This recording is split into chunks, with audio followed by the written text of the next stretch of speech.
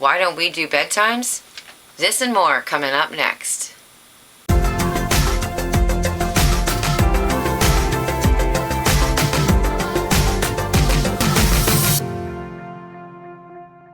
Welcome to another episode of the Freeschoolin Family. Wendy here, and I'm sitting in Hope's room again because frankly it's the most lit room. And I have to have music behind because the light is so loud, the electricity coming from it, so that's that. Today I'd like to talk to you about why our family doesn't do bedtimes. I mean, we do go to bed at times, but we don't have a set time for bed.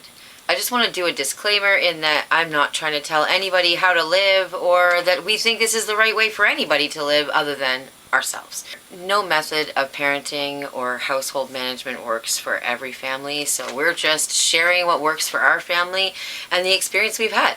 Basically, our daughter, who is 9, has her own choice. Anytime she wants to sleep, she goes to sleep, and when she is rested, she wakes up. This is following the natural rhythm of her body. What she needs, she gets, and there's no restriction. When Hope was 4, she was starting to have a lot of trouble, we noticed, going to bed at the time we would put her in to bed. And this was actually around the time that we had started co-sleeping, because we didn't know about co-sleeping before she was about 3. So the two coincided, but we hadn't made the connection with what we found out was the reason why Hope was having trouble sleeping as she got older. She was finding that her sensitivity, energy-wise, was growing. When a full moon would approach, the time of her wanting to sleep would go later and later and later, and to the point where she just wouldn't sleep at all. And we didn't want to force her, so we just let it happen and dealt with every day like that. And it wasn't until January, just before she turned 5, she was up all night, and I said, Hope, do you have any idea why you can't sleep? And she said, oh, it's the moon. And I thought, well, that's, strange, because we don't really follow any kind of astrology or moon at that point anyways. I didn't have any information on when even the moon was full or what waxing and waning even meant back then. So it definitely wasn't from us, and she didn't have free reign on YouTube. So this was just right from her heart where this information had come from. So I went and looked outside to see, and it was a full moon. And then I started to track her what we call reverse cycling, which is sleeping during the daytime hours and being up in the nighttime hours. So when I started to track her reverse cycling patterns, and they 100% linked to the full moon. So we started to prepare that every full moon she would just be up, because it didn't make sense trying to make her sleep.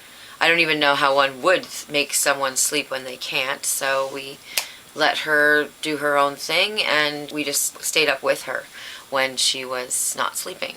And we would make our learning adventures happen at night, and we ended up learning so much because of that. When I was pregnant with Hope, I only slept about 3 hours a night, which was extremely strange for me. I'd never had that kind of an experience before. I did okay.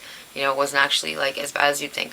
But I really was only maximum of 3 hours, if that. Sometimes it was only 1 every night through most of the pregnancy with Hope. So it's very interesting that she has tossed and turned our sleeping patterns now that she's Earthside. As the years have gone by, we have continued to go with Hope's body clock, and it has absolutely coincided with the moon.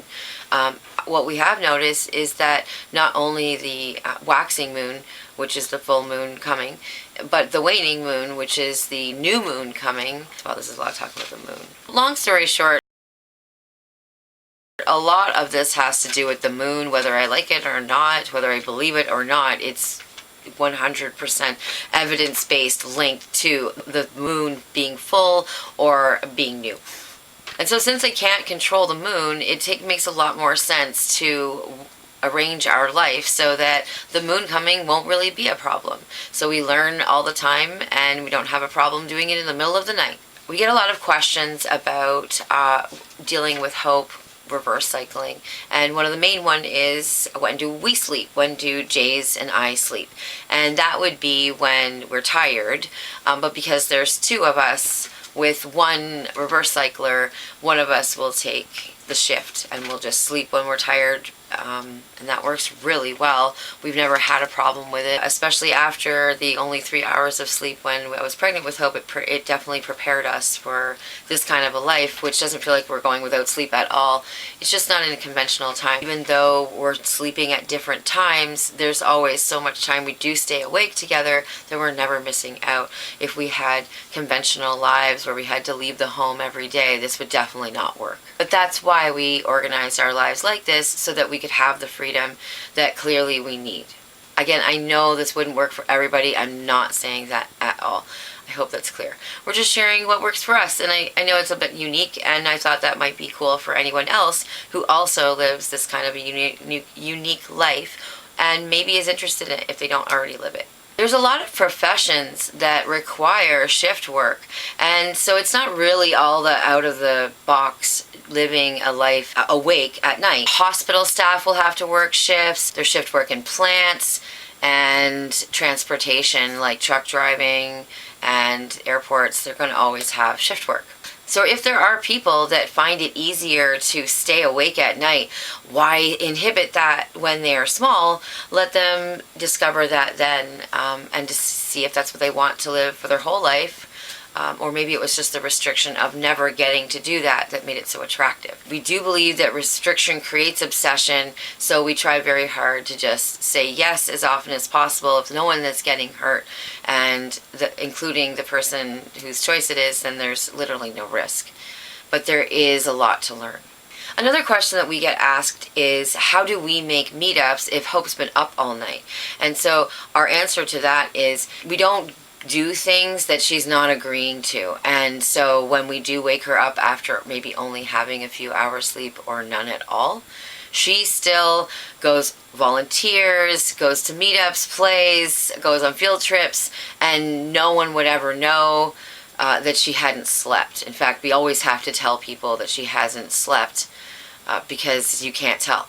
She is very good at managing her energy when she's enjoying what she's chosen to do.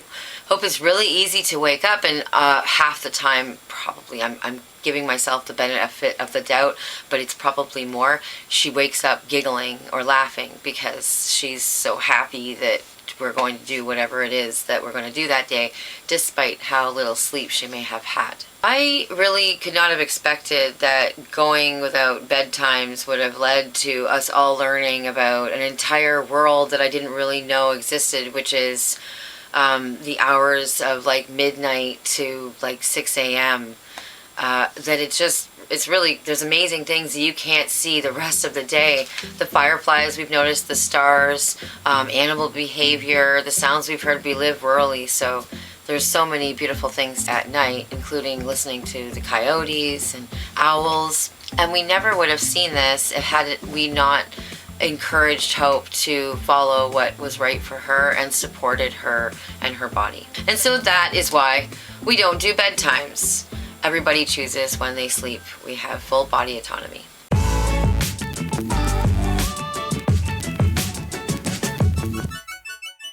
So, on to our unschooling adventures. We took a bus for the first time ever. Hope had been asking to go on a city bus, so we took a city bus to the library.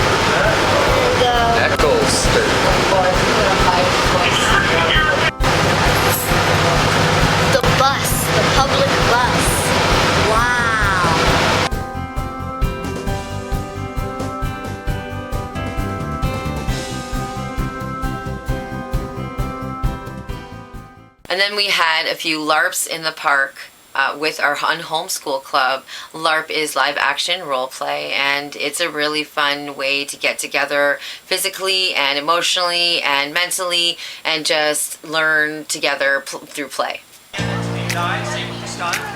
Disarm is a weapon. And get them stun.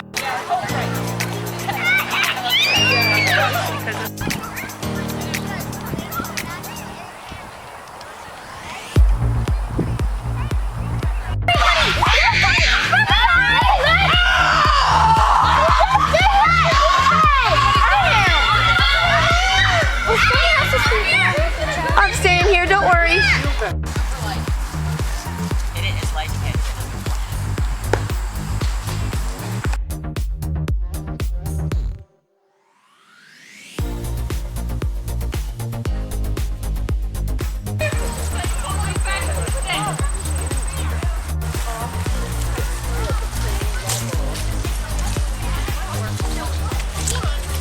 A lot of people came from far away. Yeah. Basically, it's a game of capture the flag, only with boffer-safe weapons and some skills that help make the game just a little more elaborate. We also use treasure boxes, so it's actually capture the treasure.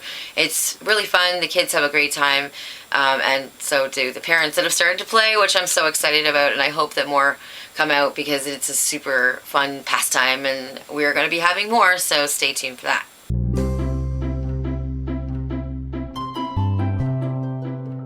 The picture journal proof finally arrived and we looked through it. I'm really excited about it. The launch date is September 20th, which is tomorrow when I'm filming this video. I don't know when it will get out. I'm really excited. It will be available on Amazon, so check that in the link below. The picture journal proof came!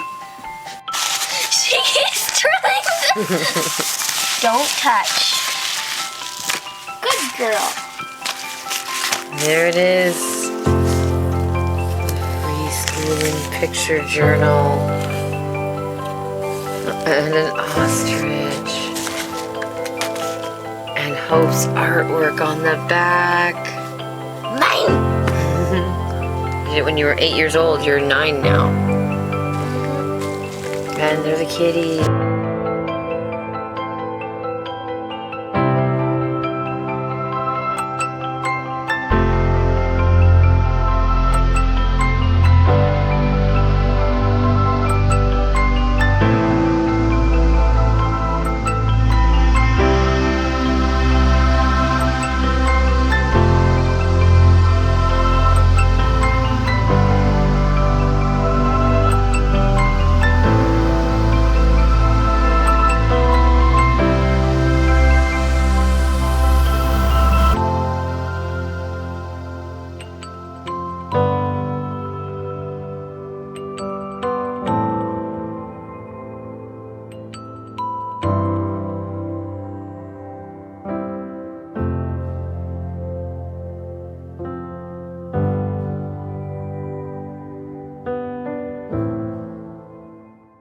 Hope even reviewed a little bit of the journal. This coloring page is my first favorite. This one. This one is my second favorite. This one is my third favorite, and this one is my fourth favorite.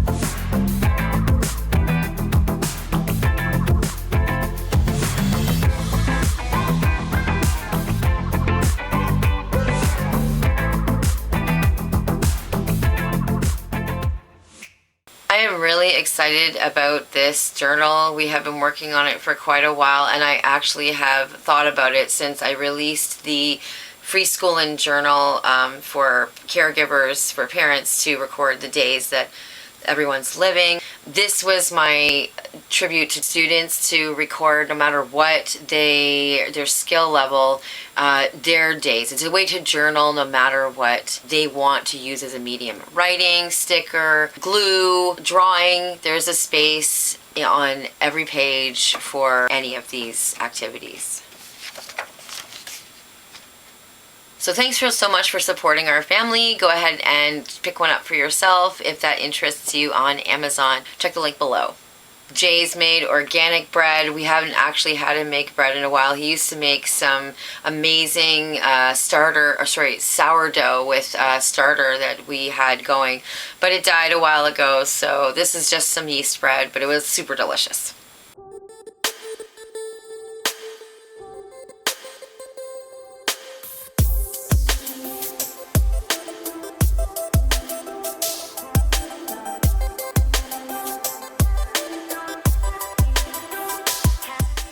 We were at the most beautiful place, Earth Valley Organics, to harvest some red clover with our homeschool friends. So we had a lot of fun. We learned so much, like we always do when we go there.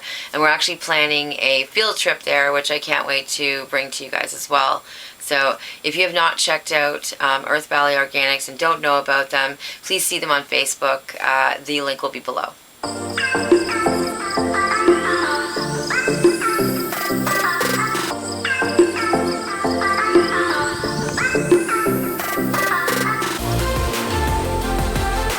We got a ton of rain last night.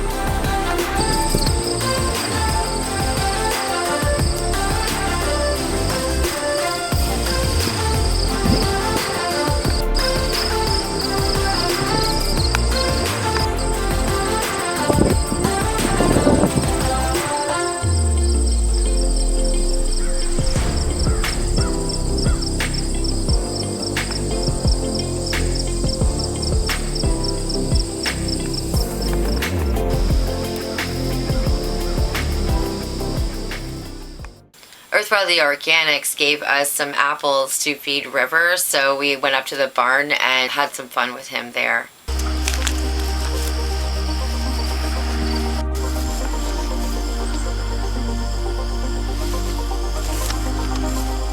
He's loving our apples. This one is spat on. I think he's rose is cool. He spat on me. Yeah, he's drooling. Delicious.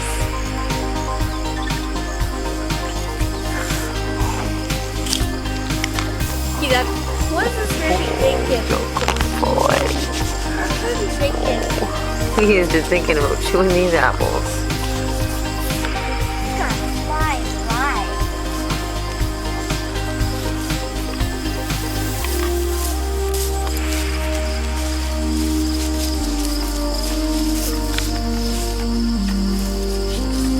Oh no, that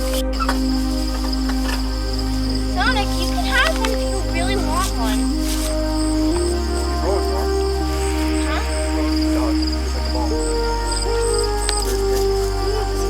Beautiful. Delicious. Hey Sonic,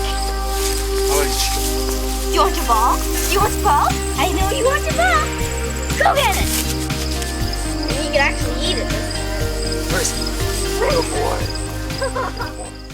We headed out to the barn, and Hope actually started to lead River around on her own for the first time. He is a rescue horse, and he was extremely dangerous when we first got him. Almost everybody thought we were totally insane for even trying to help him because he was just so dangerous. But we quickly helped him understand that people were not as dangerous as they had been in the past, which was causing him to be so aggressive.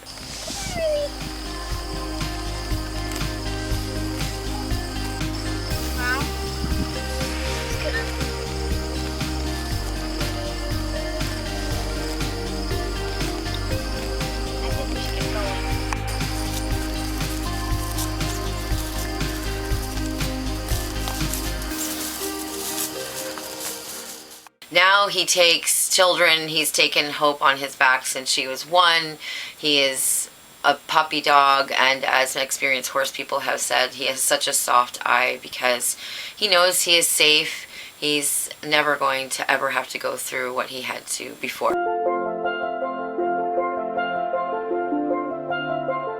We had Hope's fairy godmother, Sarah, visit us because Kevin was out at a LARP, and so we got her all to ourselves. The turn properly. That's what I was thinking. I was telling her that actually. Yeah, every single time I watched her, I'm like, no, she could go faster. Look at the dog, how the dog follows her. Yeah, it's too cute.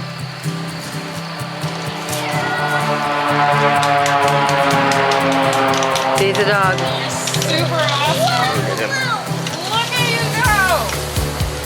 She did the first try. Yeah, she didn't look like she needed training for a while. I think it's just more she was scared.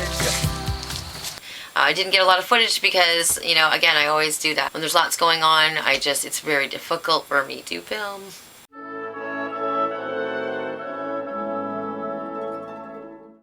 Our beautiful friends gifted us some amazing things this past week. One of them being the most beautiful flower I've ever seen. So you have to check that out at the end here. I've never seen anything like it. It's a bromalis. I don't know if I'm saying that right, or bromalia.